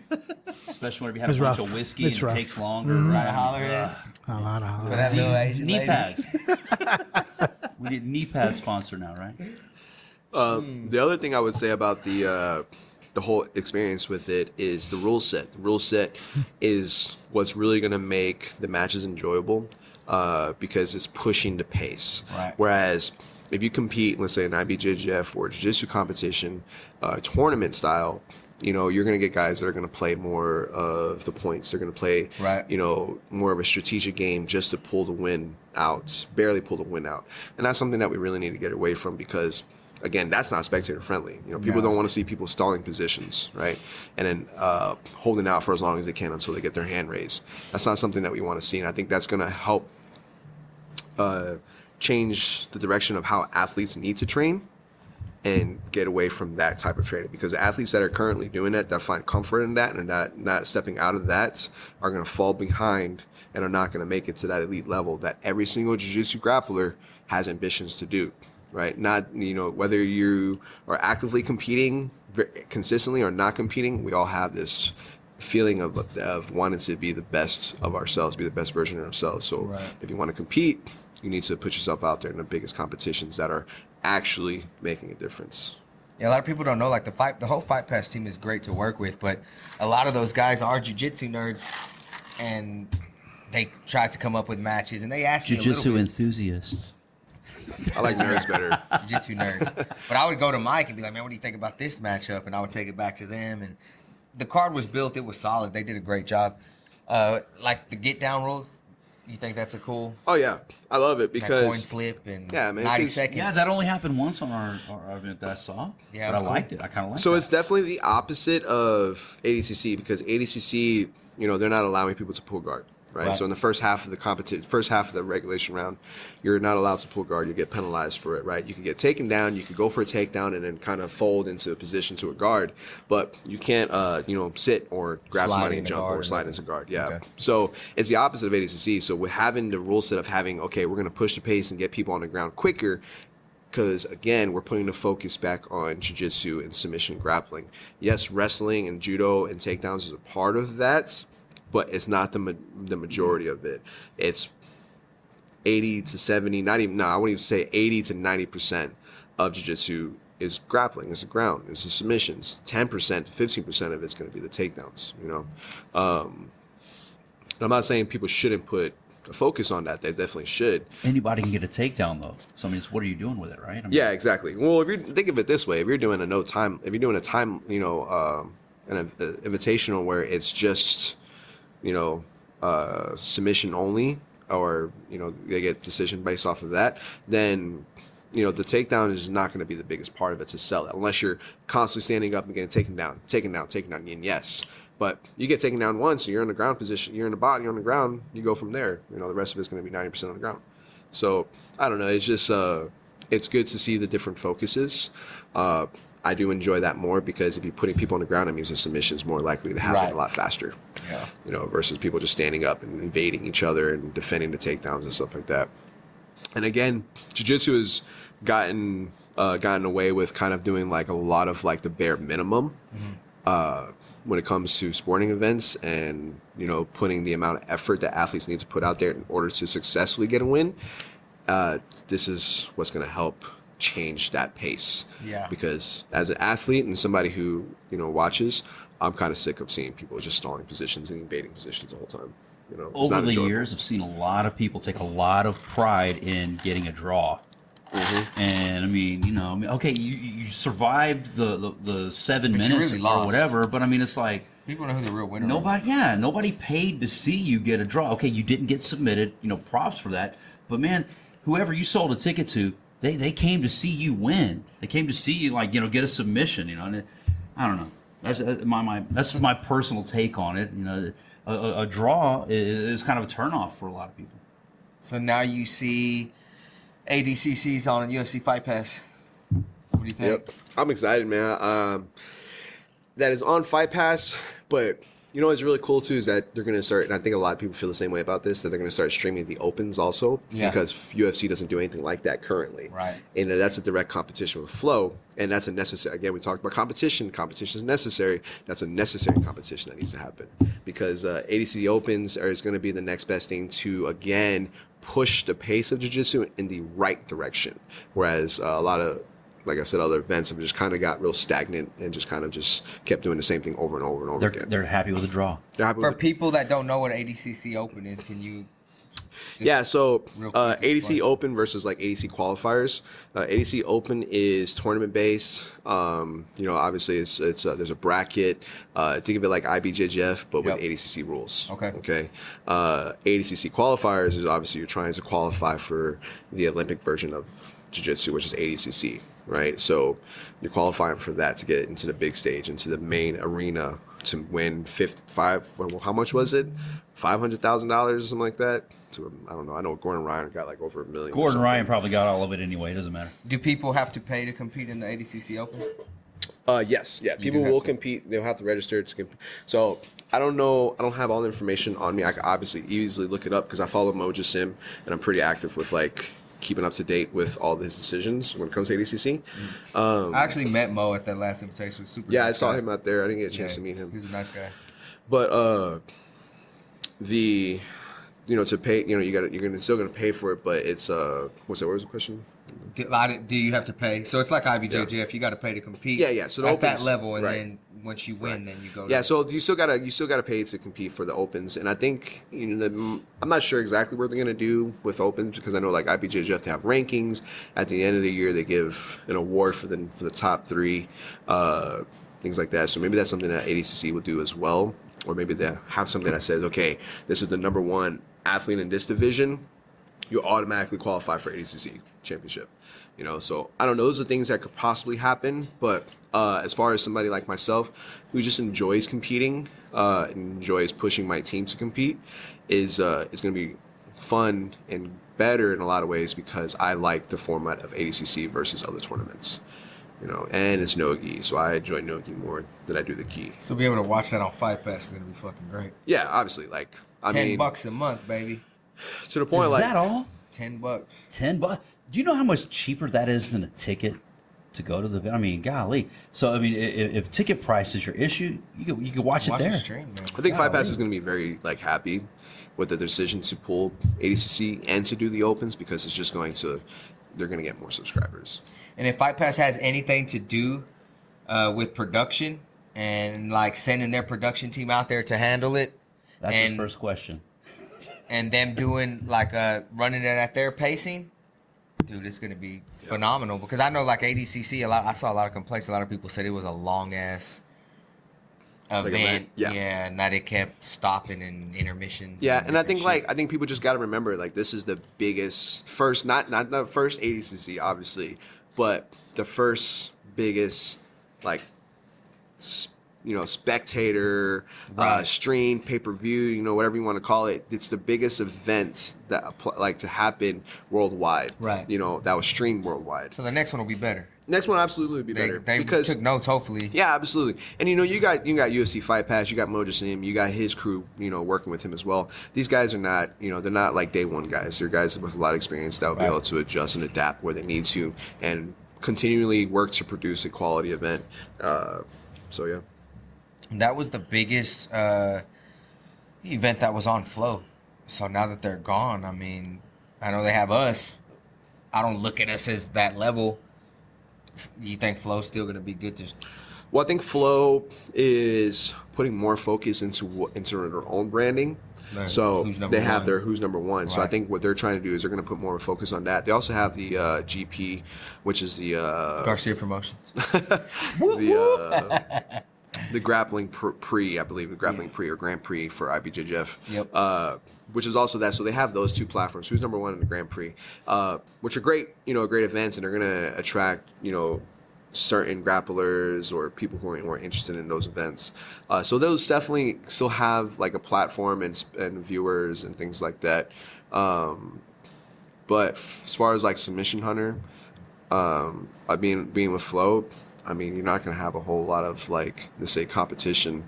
I'm trying to think of like how many other events that are on Flo currently. I know Combat Sports Coverage is one. I know, man, I just can't really like. I mean, I feel like Fight to Win was the next similar to us. Well, I think Flo took Fight to Win's concept and then kind of just said, hey, we can do it ourselves. Because I mean, they got the money to do it. You know, it's a business decision that is not like the wrong business decision. It's probably a better business decision for them. But again, there's just becoming so much more competition that who knows what's going to happen. You know, and I know that Gordon Ryan just signed a contract with them. I heard it's not exclusive. Yeah, I mean, if I was Gordon Ryan and I was the biggest and baddest and most paid athlete in the world, I would not be signing any exclusive contracts with anybody. Like, it's just how it is.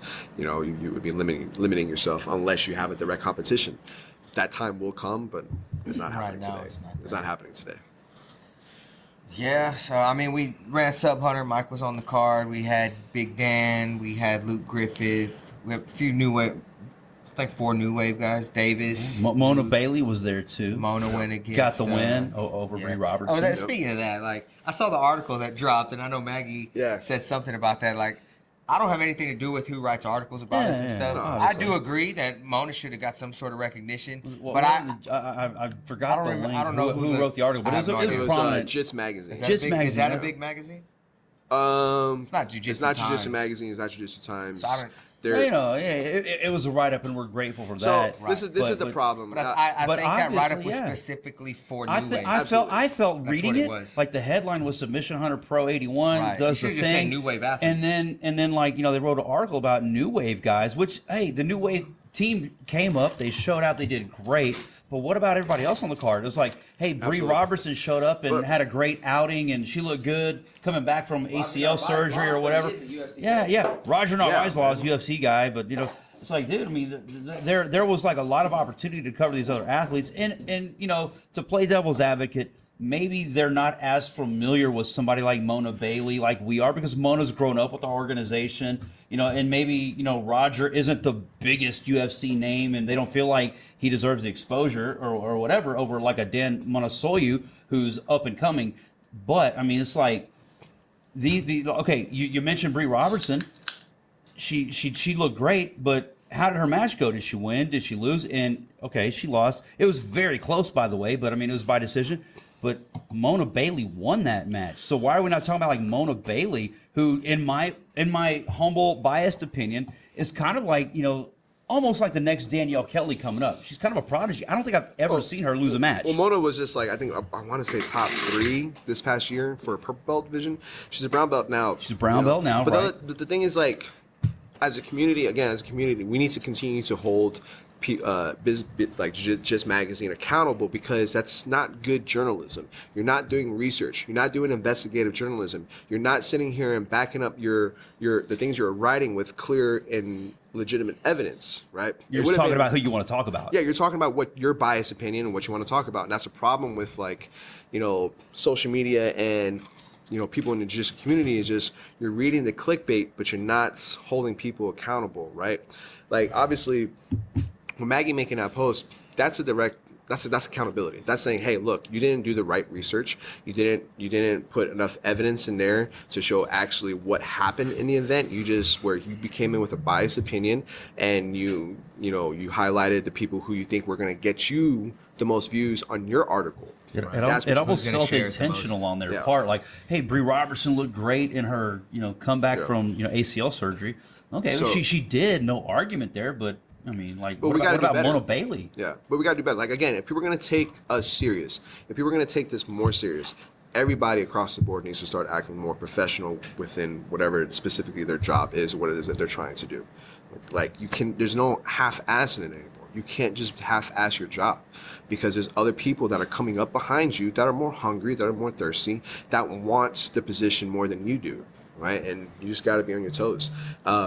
And honestly, I'm kind of sick and tired of some of the journalism that's been out there, that the coverage has been out there for grappling, because it's just not legitimate. It's not professional, you know. So that Howler's kicking in. Mike's ready to shoot. That's all right. Let's go. Hey, I don't give a fuck. I know you don't, brother. I know you don't. Hey, this is your platform.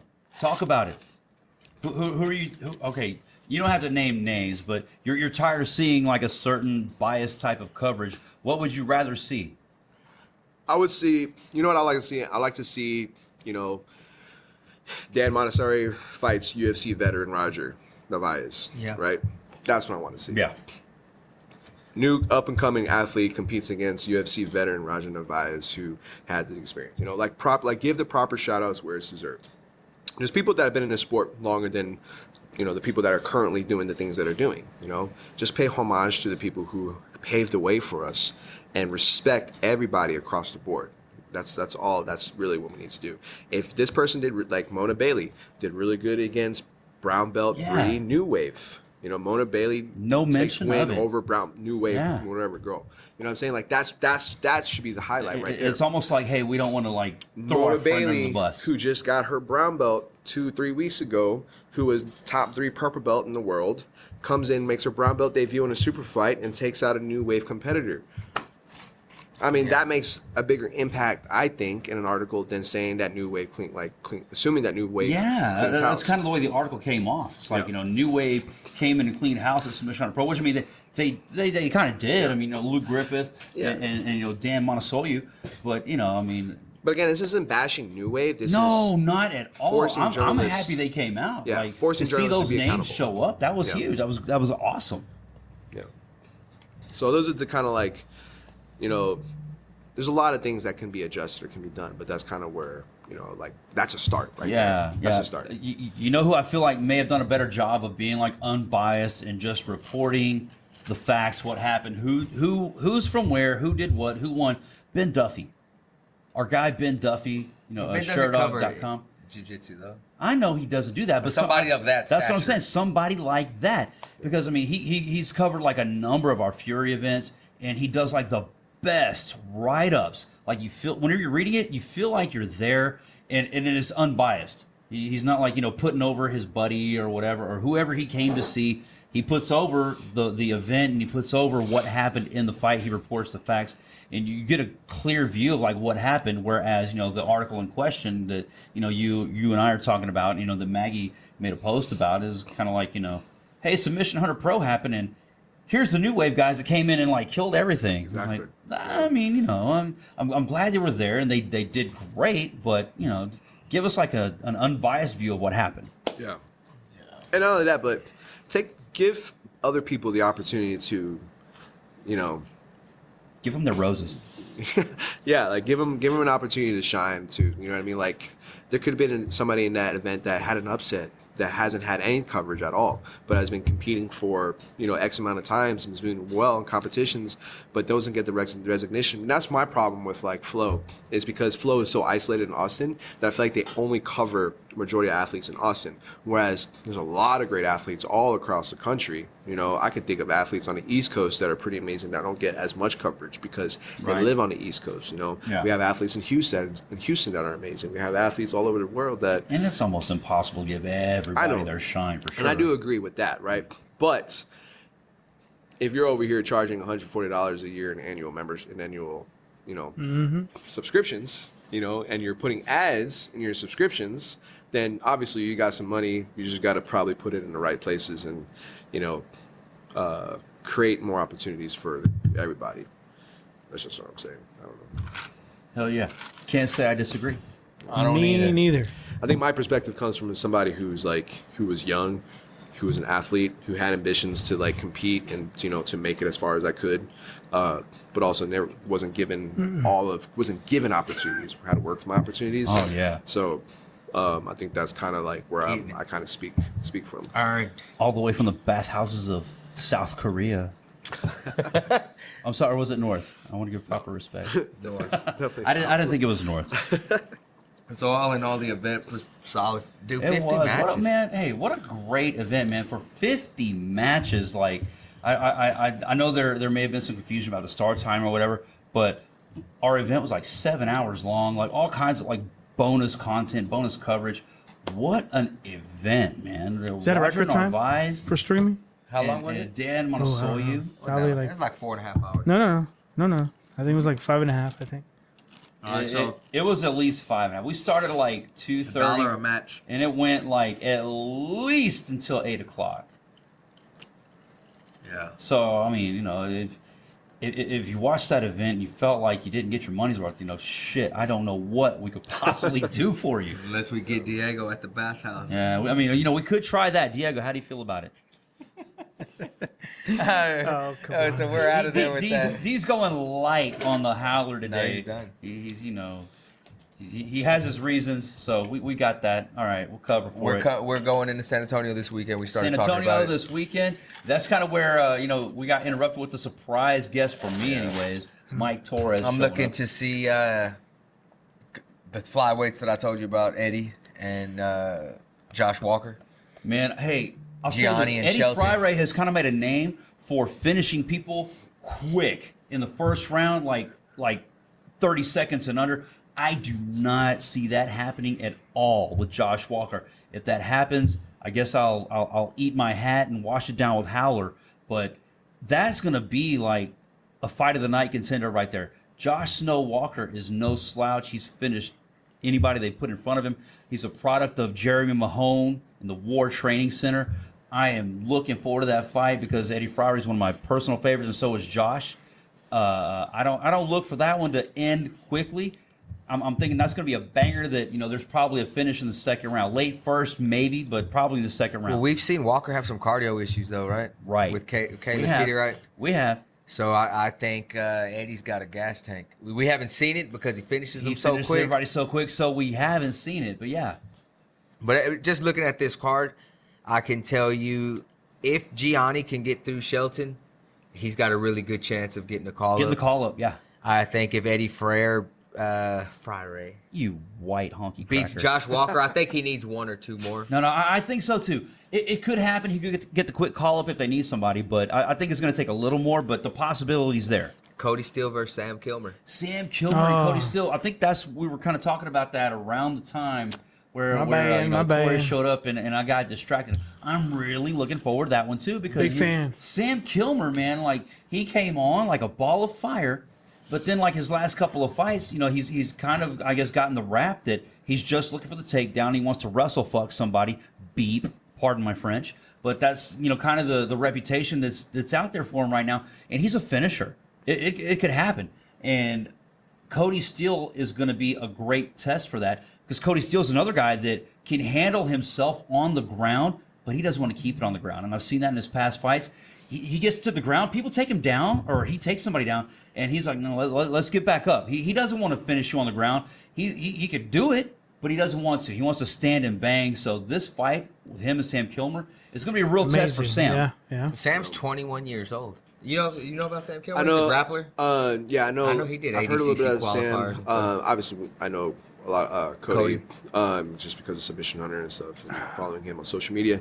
But for Cody, I think Cody is just like such a natural athlete that either whether he's on the ground or he's on his feet, he's going to be able to perform. I think somebody for Cody is going to have to be somebody that's more of a master at their craft when it comes to the striking, because they have to keep him at range. They have to put him, keep their back off the cage. They have to control the center of the cage. Whereas Cody, he can push the pace if he needs to. He can box if he has to. But if you have somebody who's a master at that, then they're going to force him to grapple, which is going to kind of make him a little bit more vulnerable on trying to get in, close the distance on the shot. We haven't seen him challenged yet in either regard. Cody? Exactly. That's what I'm trying to say. Cody. Yeah, we haven't seen him challenged. Well, he made his pro area. debut against Jesse Gangler, and he dominated that fight, but he went 3 rounds. Yeah. He got caught. Cody's known for not being a guy that can get guillotined. Yeah. And that dude got him in a guillotine like over and over and over, and Cody would just sit there. Oh, we saw him at FPI 1 with Rodriguez in the finals. I'm sorry, I wasn't at FBI. I'm sorry about that. He does this shit to me every time. My invitation got I think declined. he's trying to say that maybe you should take him next time. He would if he could. Yeah. This is just boys being boys and fucking with each other. What do you know about Damian Anderson? He's from B Team, and they talk real high about him too. Yeah, I mean, the guy's an amazing grappler, awesome wrestler. He's got really good top pressure, really He's making knows his how to amateur debut. Yeah, I mean, whoever he's going to go against is going to be, probably a bad night for them, especially if it's amateur, because I don't see an amateur, unless it's like let's say a duplicate of him, doing much against him on the feet, because again, he's kind of like Cody Steele, where he's just kind of a specimen as an athlete. He's got really good wrestling. He's really explosive when he needs to be. He also knows positions really well, where I mean, like his ability to navigate, let's say, like a bottom position or a top position. He's got this really high grappling IQ where he can always put himself in a position for dominance and to probably put a lot of ground and pound on. I don't see him going in there and submitting anybody, because I feel like stylistically he's a guy that has a strong wrestling base, knows jiu-jitsu, knows leg locks, but if he's a guy that wants to like destroy. You know what I mean? So if he fights a guy that has some decent takedown defense but's got solid stand-up, he might be in trouble. Yeah. So I mean, possibly, but it's a fight. But again, if let's say he got taken down, then he knows how to navigate those things as well. Right. I mean, hands-wise, I don't know. I haven't seen Damian do any striking personally, but You haven't seen him hit anything? No. Yeah. Well, that's not true. Okay. He did knock that guy out at the Combat Jiu-Jitsu with just palm strikes. That's what I'm saying. Like, if you take I'm not saying Combat Jiu-Jitsu is compared to MMA. Mm-hmm. What I'm saying is that you got a guy that has a really strong high-level grappling background that knows how to put himself in dominant positions to cause damage. Right. So I think that's probably what you're going to see. So he's one to watch, for sure. Oh, yeah, His absolutely. fight's one to watch. Yeah. I mean, I don't see him staying amateur for long, because I don't see him being able to get matches. He wanted one just to try it, and he's going to turn pro. Yeah. But just talking about grapplers that make that transition, Thiago Macedo's on this card. Yeah. And he's fighting John Yanez, who got Fight of the Year last year with Cameron Smotherman. Cameron Smotherman. That's what I was thinking of earlier whenever I got twisted up, thinking of Johnny Vasquez. Dude, I'm looking forward to that one. Yeah, because you never know what you're gonna get with. Because when Thiago made his debut with us, he didn't come out shooting. He didn't? Dude, he came out kickboxing like a motherfucker. Yeah. Like he was throwing hands, kicks, knees, clinch. He's had what, 2 fights for us now? No, just one. Is it just the one? Are you sure? Oh no, he he made had- his amateur debut with us, and then he yeah, made his that's pro what I'm debut. thinking of. Amy and He then won his pro. last fight decision. He lost. Or he lost last He's fight. he's 0-1 as a pro. He fought Raymond Cardenas. It was super close. Yeah. Lost a split decision, but the card's solid. If you can get to San Antonio, if not, UFC Fight Pass, baby. Yeah. Do it. So we got the 129, and then we go into 2-5, and we got a killer one with Peter and Who's on the main for 2-5? Smotherman and Caballero. Smotherman, and do you know who that is? Peter Caballero. 2 of my favorite Yes. bantamweights. I don't know how to call this one, man. I really don't. And we probably shouldn't yet because we'll save that for next week. After we get through this next Fury show. Yeah, we'll save that for jump next back on week's that. podcast. But man, Just a couple names for that card. People probably heard us talk about it, but Isaac Moreno's back. Oh man, Isaac Moreno's a fucking That savage. Isaac Moreno Sam He's Kilmer a fight was pretty good. beast. I was really looking forward to seeing him when we went down to Edinburgh last time. Unfortunately, due to injury, he had to pull out. That's the fight game. Shit happens. But he makes his return February the 5th here in Houston. Yeah, and he's fighting Keenan Jackson from Jackson Wink, who just fought for us on Challenger Series 1, and he slept that dude in the first round. So That's going to be a banger. And it's a going good to be a fight. test. 4-0 versus 4-1. Yeah, it's going to be a test for Isaac. He makes it look easy. Clearly it's not. But, Isaac Moreno, one of those guys that makes it look easy. I'm looking forward to that fight with Keenan Jackson. Paris Moran's back. Miles Banks. Karan Reed. Oh man, we got Gabriel Wanderlei is a solid grappler that we just signed. Vanderlei. That W's a V. Heffernan's back. Hey, Jake Heffernan, my homie.